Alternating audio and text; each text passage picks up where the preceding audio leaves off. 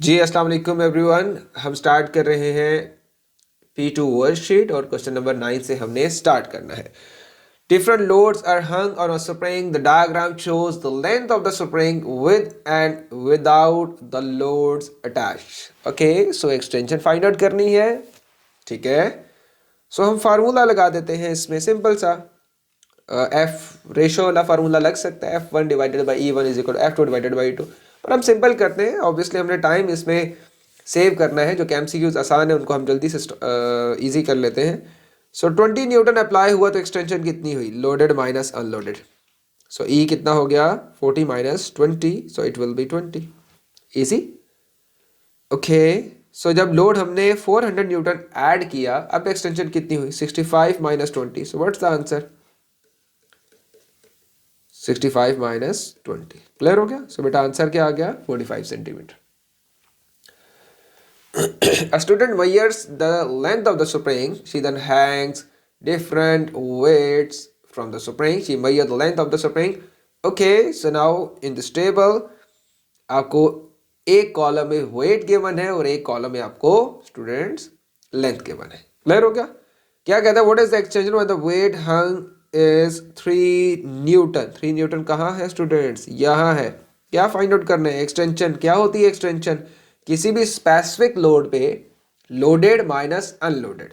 So L minus L not. L क्या हुआ, this one is L. L not क्या है, जहां पे लोड जीरो है। लोड कहाँ जीरो है स्टूडेंट्स, यहाँ पे जीरो है। सो 533 माइनस 528, सिंपल। और अगर आप ये माइनस करोगे तो आपका जो आंसर है वो 13 मिलीमीटर आ जाएगा। Clear. A student adds weights to an elastic cord. He measures the length of the cord for each weight. He then plots a graph from the result. What has he plotted on the vertical axis? Okay, जी students, मैं दो graph बना रहा हूँ, आपने दोनों को complete करना है। ये ले जी, ऐसे एक ग्राफ बना रहा हूँ। आप वीडियो पॉज कीजिए और बताइए कि यहाँ पे वाई एक्सिस पे क्या आएगा, यहाँ पे क्या आएगा। वीडियो पॉज कीजिए और ट्राई कीजिए। अगर ये वाला ग्राफ हुआ स्टूडेंट्स तो आपके पास आएगा लेंथ आएगी। क्या आएगी आपके पास, मेजर्ड लेंथ आएगी, ये लेंथ आ जाएगी। क्लियर हो गया, ठीक है। सो इसका मतलब क्या है कि आपके पास लेंथ हो गई तो ये क्या हो गई, ये आपके पास एल नॉट हो गया, जहाँ पे लोड क्या है, जीरो है। इजी। और फिर आप किसी पॉइंट पे क्या फाइंड आउट कर लोगे, एल फाइंड आउट कर लोगे। So you can easily find out the extension value L minus L not. But यहाँ पे क्या आएगा, अगर ये लोड जीरो है और ये ग्राफ भी जीरो से स्टार्ट हो रहा है, दैट्स मीन यहाँ पे एक्सटेंशन आएगी। क्योंकि अगर आप लोड जीरो करते हो स्टूडेंट्स तो आपके पास एक्सटेंशन की वैल्यू भी जीरो हो जाती है। Point number 1। सो एक्सटेंशन को हम क्या कहते हैं, एक्सटेंशन को कहते हैं measured length, loaded minus unmeasured. ऐसा ही है ना, यही है। तो क्या ऑप्शन हुआ, डी ऑप्शन हो गया, measured length minus original length. Easy. Okay, so now an object with different mass are hung on a spring. The diagram shows how much the spring stretches. The extension of the graph is directly proportional to the mass hung on it. Okay. ये वैसे video lecture में मैंने solve करवाया था proper formula लगा के। अब हम रेशियो प्रोपोर्शन से कर लेते हैं, बजाय के फार्मूलाज लगाए वैल्यूज पुट करें, आसान कर लेते हैं। ओके जी, 100 एग्स की जो प्राइस है वो कितनी है, 20 माइनस 10 सेंटीमीटर है। बताएं जी कितना वेट हैंग किया जाएगा, व्हाट इज द मैस। कितने एग्स की जो प्राइस है वो होगी 30 माइनस 10, 20 रुपीज होगी। Okay, easy. So cross multiply कर ले बेटा, m multiply 10 is equal to 100 multiply 20।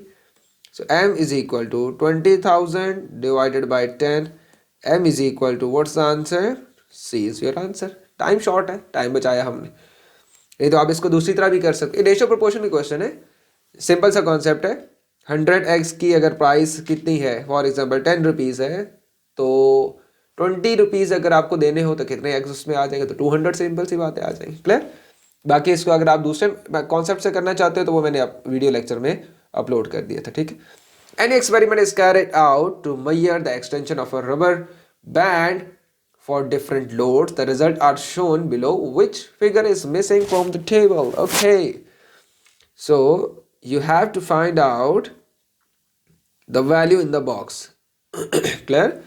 और अगर आप यहाँ पे देखिए सो ये ब्लॉक को रिप्रेजेंट कर रहा है लेंथ. अगर आप यहाँ पे देखें सो ये क्या है, लोड ज़ीरो, तो एक्सटेंशन भी क्या बेटा, ज़ीरो. तो ये क्या हुआ, जिसको अब मैं क्या कह देता हूँ, ओके प्लीज़ वेट. ओके, तो ये क्या हो गया, ये स्टूडेंट हो गया एल नॉट हो गया. तो यहाँ पे क्या आना चाहिए, यहाँ पे तो एल आना चाहिए. कितने लोड पे स्टूडेंट्स, 2 पे आना चाहिए. इजी, ठीक हो गया. ये 2 पे क्या आना चाहिए, 2 पे आपके पास एक्सटेंशन आनी चाहिए. इजी. लोड कितना हो गया 2, तो एक्सटेंशन कितनी हुई स्टूडेंट्स 2.1. सो आपने ये कॉलम जरा ध्यान से देखना है. क्लियर हो गया, ठीक है. सो दोबारा मैं इसको समझा रहा हूँ. एल नॉट हो गया आपके पास, ये क्या है आपके पास एल है. तो एक्सटेंशन कितनी हुई 2.1, 2.1, 2.1. कैसे करेंगे solve, is equal to L minus L naught, जबकि लोड कितना है 2 न्यूटन है. Clear student. So what is extension? It's 2.1. What is L? You have to find out what is L naught. It's 15.2. So 2.1 plus 15.2 and you'll get your correct answer.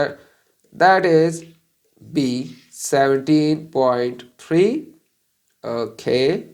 So length है तो obviously unit लिखा होना चाहिए था, लेकिन okay तो table पे लिखा हुआ है पर सेंटीमीटर हो गया. Sorry, सेंटीमीटर हो गया. Easy. 13. Okay. An experiment is done to determine the spring constant for a spring, different loads. Okay, so now you have to find out the value of the spring constant. But in this graph, the length of the spring is shown in the x-axis and weight of the load is shown in the y-axis. So what you have to do, again you have to first consider what is the loaded length and what is the unloaded length. So again I am going to mention that when your weight is 0, the length shown when the force or the load is 0 is automatically considered as the unloaded length, that is represented by the symbol L naught. Clear? So this is unloaded length. Easy? So अब कहीं भी आप ले सकते हो बेटा. ये ले 20 पे ले लेता हूँ मैं, ये गया 20 पे.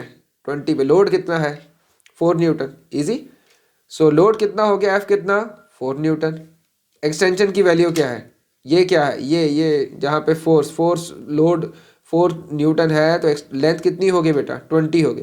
सो L minus L nought. So is equal to what is L, L is 20. What is L nought is 4.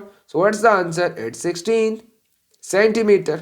So now you can easily find out the value of spring constant. Obviously K is equal to 4 divided by 16, and again it's 1 over 4 and B is your correct answer, 0.25. Okay, so this is the last MCQs of this lecture.